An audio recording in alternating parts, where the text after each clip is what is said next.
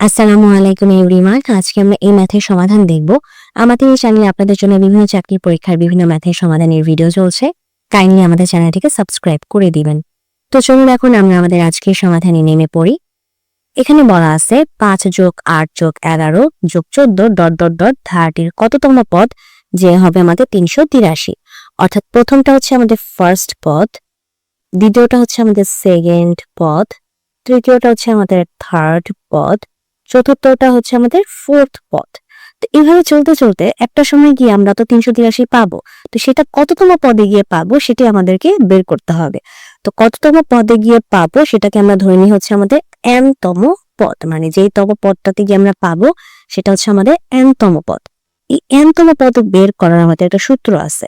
সূত্রটা হচ্ছে এরকম যে a plus n-1 into d equals to ওই যেই তম পদটার মান বের করব সেই তম, মানে যেই তম পদটাকে বের করব সেই পদের যে মানটা অর্থাৎ 383 এটা হচ্ছে সমান সমান হয়। ঠিক আছে, তো এখন যেহেতু আমাদের এই জায়গায় n এর মানটা আমাদেরকে বের করতে হবে, আর মানে n এর মানটা যেহেতু বের করতে হবে তো n এর তো এটা আমাদের যখন আমরা সমীকরণ চালাবো সেখান থেকে আমরা n এর মান পাবো। তো তার আগে সেটা যে আমার a আর d আছে, এদের দুজনের মানটা আমার আগে থেকেই প্রয়োজন আমাদের সমীকরণটা সলভ করার জন্য। সো a আর d কি? a আর d হচ্ছে a হচ্ছে আমাদের প্রথম পদ, মানে আমাদের যে ধারাটা থাকবে সেই ধারার যে প্রথম পদটা থাকবে সেই প্রথম পদটাই হচ্ছে আমাদের a। ঠিক আছে, তার মানে আমাদের এখানে 5 আছে। সো a এর মান হচ্ছে আমাদের 5। এরপর হচ্ছে আমাদের ডি এর মান লাগবে। ডিটা কি? ডিটা হচ্ছে এই যে আমাদের একটা ধারা যে চলতেছে ফার্স্ট, সেকেন্ড, থার্ড, ফোর্থ এরকম যে আমরা পদ পাচ্ছি, এই ধারাটার একটা সমান্তর ধারা তখনই বলবো যখন তাদের নিজেদের মধ্যে যে একটা অন্তর থাকবে সে অন্তরটা সমান থাকবে। অর্থাৎ আমি যদি 8 থেকে 5 বিয়োগ দিই, এখানে আমি 3 পাচ্ছি। ঠিক একইভাবে আমি যদি 11 থেকে 8 বিয়োগ দিই, এক্ষেত্রেও কিন্তু আমি 3 পাচ্ছি। আবার 14 থেকে যদি 11 বিয়োগ দিই তখনও কিন্তু আমি তাদের মধ্যকার যে ডিফারেন্সটা সেটা কিন্তু আমি 3 পাচ্ছি। সো এটাকেই বলা হয় হচ্ছে আমাদের সাধারণ অন্তর। আর সাধারণ অন্তর হচ্ছে কত, মানে ডি। সাধারণ অন্তরকে কি দিয়ে ডিনোট করা হয় বা ইন্ডিকেট করা হয় সেটা হচ্ছে ডি। তাহলে আমরা সাধারণ অন্তর কত পাচ্ছি? সাধারণ অন্তর পাচ্ছি হচ্ছে আমরা 3। ওকে, সো এখন হচ্ছে আমাদের যে সূত্র অনুযায়ী আমরা মানটা জাস্ট বসিয়ে দিয়ে আমরা n এর মানটাকে বের করে নিয়ে আসি, তাহলে আমাদের ম্যাথটা হয়ে যাবে।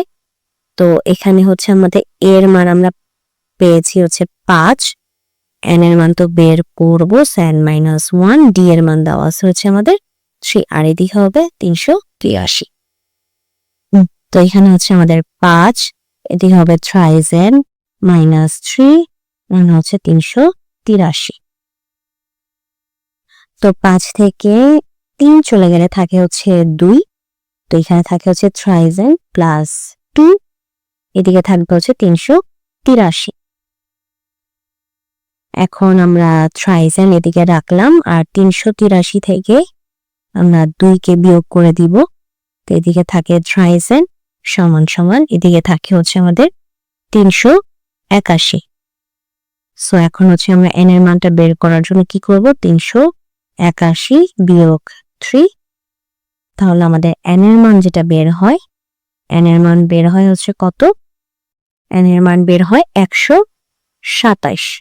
n এর মান বের হচ্ছে আমাদের 127। তার মানে হচ্ছে এই 127তম পদে গিয়ে 127তম পদে গিয়ে আমি হচ্ছে গিয়ে কত পাবো? 383 এর মানটা পাবো। ওকে, সো এটাই হচ্ছে মানে আজকের প্রশ্নের সমাধান। তো যদি ভিডিওটি ভালো লাগে অবশ্যই ভিডিওতে লাইক দিবেন, চ্যানেলটিকে সাবস্ক্রাইব করবেন। ভালো থাকবেন।